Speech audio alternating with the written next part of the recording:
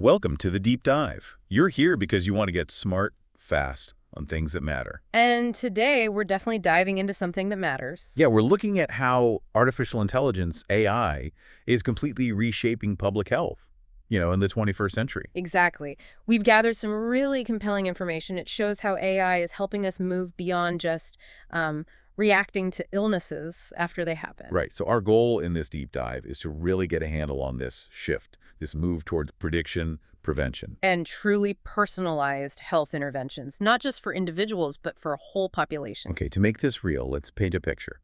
Imagine it's right now, May 9th, 2025. Okay. In a big, crowded city, a few people show up at different clinics. They've got similar kind of weird respiratory symptoms. All right, I'm with you. Now, the old way.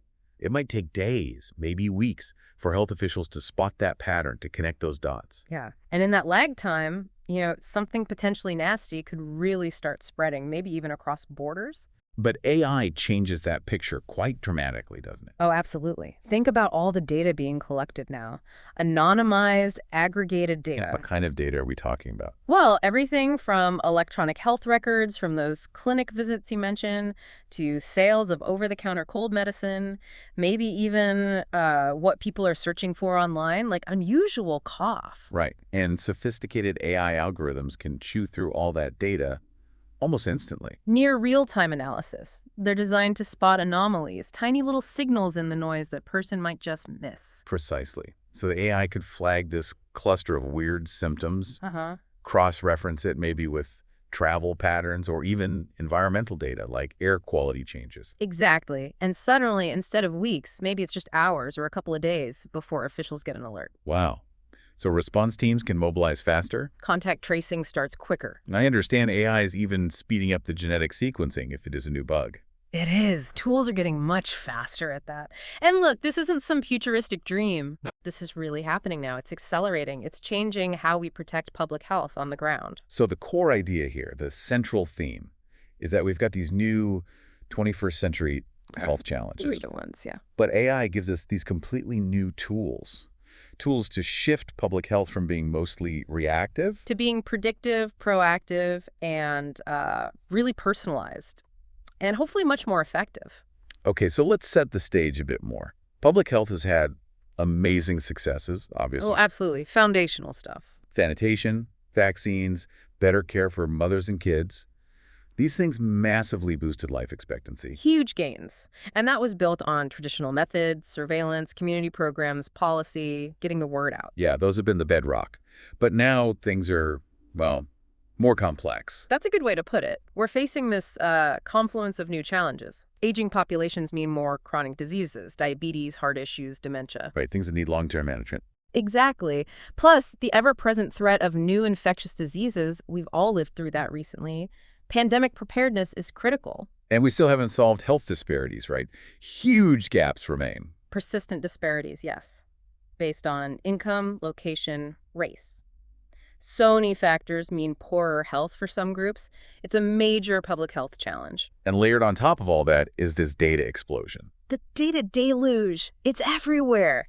EHRs, genetic data, wearables tracking our steps and heart rates, environmental sensors. Even social media posts about feeling sick. Right. The sheer volume, the speed it comes in at, the variety. It's overwhelming. So our traditional ways of analyzing this stuff just can't cope. They struggle. I mean, human analysts are smart, but there's just too much data coming too fast. That's where AI really comes in, specifically machine learning and deep learning. Okay, quick refresher. Sure. Machine learning is basically algorithms learning patterns from data without explicit programming. Deep learning is a type of machine learning, even better at finding really complex, subtle patterns in enormous data sets. So these AI tools can see connections we'd miss. Exactly. They can sift through complexity, make predictions, find insights at a scale, and speed humans just can't match. It lets us actually use all that data for better decisions. Okay, so AI isn't just theory. Let's talk about where it's actually making a difference now. Disease surveillance seems like the obvious place to start, like in our earlier example. Yes, it's a really strong use case. Think about traditional surveillance. It often depends on doctors or labs sending in reports. Which takes time. There's always a lag. Always a lag. But AI can scan millions of data points constantly. anonymized ER visits showing more flu-like symptoms, maybe search trends like fever and cough near me, spiking. Sales of tissues and cough drops going up in one area. Exactly. Or even using that NLP, natural language processing, Right, understanding language. to scan news reports from around the world in different languages, looking for hints of an outbreak starting somewhere else.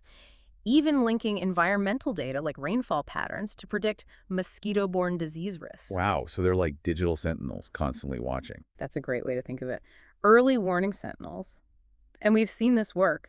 AI platforms predicting flu outbreaks weeks ahead of official reports by looking at social media chatter and clinic data. And COVID-19, obviously. Definitely.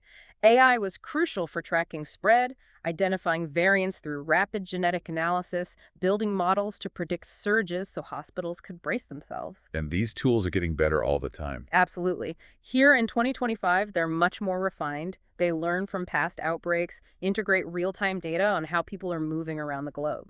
So they could potentially predict the spread of a new virus. That's the goal, to predict novel pathogen spread, allowing for much more proactive responses, getting resources where they need to be before things get bad, targeted warnings, preventative steps. It's about seeing those invisible signals way earlier. And acting faster. That's the key. That really is a game changer. Okay, what about this idea of personalized public health? Yeah. Usually public health is about broad strokes, right? Mass campaigns. That's been the standard approach, yeah. Big campaigns on TV about healthy eating or getting vaccinated. And they're important, don't get me wrong. But they don't work equally well for everyone. Exactly. Because individual risks, circumstances, cultures, they all vary hugely. AI gives us the potential to tailor interventions much more precisely.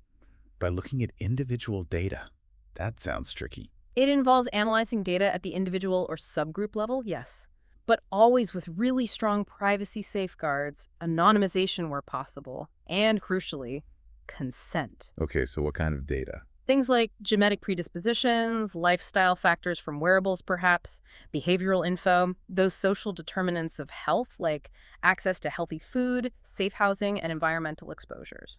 So AI can find patterns like this specific community is at high risk for X. Right. It can identify specific vulnerabilities and then help public health teams design interventions that are much more likely to stick because they're tailored to that group's needs and context. Can you give an example? Sure. Imagine AI identifies a neighborhood with really high smoking rates. It could then help craft anti-smoking messages that are culturally sensitive for that community, delivered maybe through community leaders or specific social media channels they use. Instead of just a generic TV ad. Exactly. Or think chronic disease.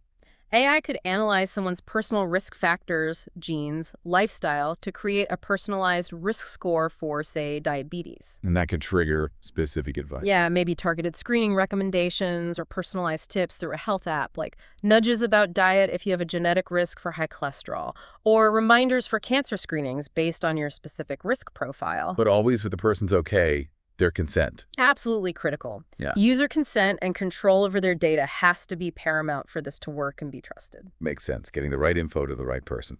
Okay, let's shift gears slightly. How is AI helping actually deliver healthcare and improve access? That's core public health too. It is. And healthcare systems everywhere face challenges with efficiency, access, wait times. AI offers some really practical solutions here. Like what? Well, think about AI chatbots or virtual assistants. They can handle a lot of the basic stuff, providing reliable health info, answering common questions, even doing some initial symptom checking or triage. 204/7 access. 204/7. That frees up human nurses and doctors for the more complex cases. It makes that first point of contact way more efficient. And I guess they're getting better at sounding, well, human. They are. More natural language, even showing a degree of empathy in responses. It's quite advanced now. What about beyond that first contact?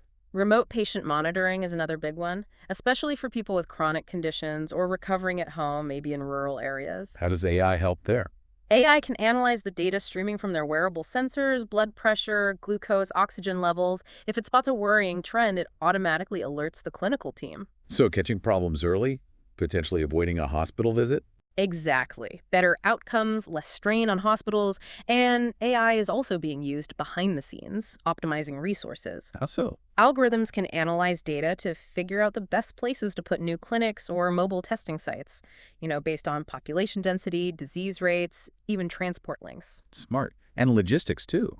like for vaccination drives. Yeah, optimizing vaccine distribution routes and schedules to make sure campaigns are as efficient and equitable as possible. It's about making services smarter, more responsive, and reaching everyone fairly. Okay, now an area that always gets attention, drug discovery and vaccine development. You mentioned it briefly with COVID. Yeah. That whole process is usually so long and costly. Notoriously long, incredibly expensive, and with a high failure rate, frankly, it's a huge bottleneck. And AI can speed that up. Dramatically. It's one of the most exciting applications, especially when we face new threats.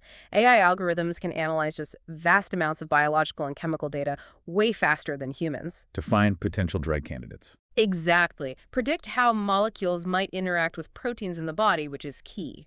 Screen libraries of existing drugs to see if they could work for something else. That's drug repurposing, much faster than starting from scratch. We saw that with COVID vaccines, right? AI played a part. A big part.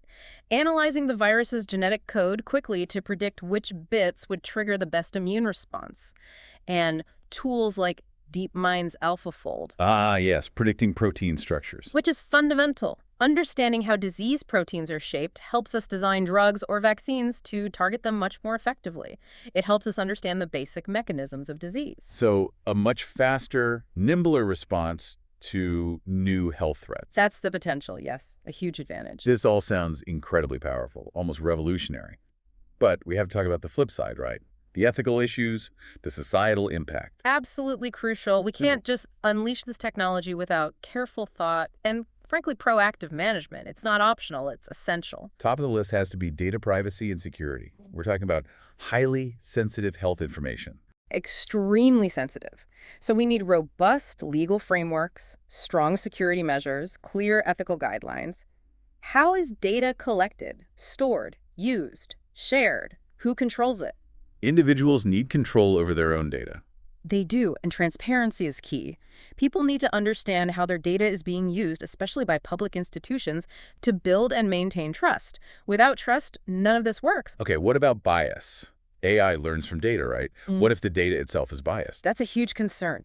If the data reflects existing health disparities, the AI can actually learn those biases and perpetuate them, or even make them worse. Like the example sometimes cited of facial recognition struggling with darker skin tones, but applied to health. Precisely. Or a skin cancer detection AI trained mostly on lighter skin might perform poorly on darker skin, leading to misdiagnoses. It could widen health gaps, not narrow them. So what's the solution? Better data. That's part of it. We need diverse, representative data sets, rigorous testing for fairness across different demographic groups, and importantly, diverse teams building these AI systems in the first place.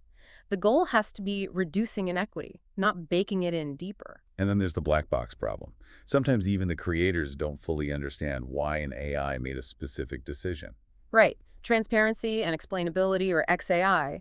In public health, decisions can have massive consequences. If an AI recommends a certain intervention, officials need to understand the reasoning behind it. For accountability and finding errors. Exactly. And again, for trust. If we can't explain how these systems work, it's hard for the public and professionals to rely on them. It's an active area of research, making AI less of a black box. And what about the people working in public health? Does AI replace them? It'll change roles, certainly. Some tasks will be automated, yes. But it also creates new roles. We'll need people skilled in managing and interpreting AI outputs, ensuring ethical use. So data literacy and AI literacy become really important skills for the workforce. Critical skills. It's not about AI replacing humans, but about human-AI collaboration. Augmenting human expertise, not supplanting it. Okay, so pulling all this together. Ethical considerations managed. What does the future look like? You painted a picture earlier. I think it's a future where public health is fundamentally more proactive, not just reacting, but actively working to keep people healthy before they get sick. Identifying risks early, offering that tailored support we talked about. Yes. Imagine pandemics spotted almost instantly, contained with speed and precision, minimizing disruption and loss of life. That's the promise. And using AI to actively tackle those health disparities. I certainly hope so. Using AI to pinpoint underserved groups, understand the complex social factors driving inequality, and then design interventions that are truly equitable and effective. It sounds like that idea of a learning health system, but scaled up to the whole population. Exactly, where AI is constantly analyzing outcomes, feeding back insights, so public health strategies are continuously refined based on real-world evidence. A constant improvement cycle. But getting there isn't automatic. It requires Sustained investment, definitely. building robust data infrastructure, clear governance rules, and ongoing collaboration, AI experts, public health pros, doctors, ethicists, policymakers, And the public and the themselves. public, absolutely. It needs a multi-stakeholder effort. And we must never forget the human element, empathy, judgment, community connection. Those remain irreplaceable. So, to wrap up, AI is undeniably redefining public health. Huge potential in prediction, prevention, personalization. And speeding up things like drug and vaccine development, it's transformative. But, and it's a big but, we have to grapple seriously with the ethics. Data privacy, bias, transparency, preparing the workforce. Responsible innovation is key. We need guardrails. Absolutely. The ultimate goal here has to be technology serving human health and well-being for everyone. For all, yes. So as we finish, here's something for you, the listener, to think about. Of all the applications we discussed today, the surveillance, the personalization, the drug discovery, tackling disparities, which area of AI and public health do you find most promising? Or perhaps, which ethical concern do you think needs the most urgent attention? Something to mull over. Thanks for joining us for this deep dive.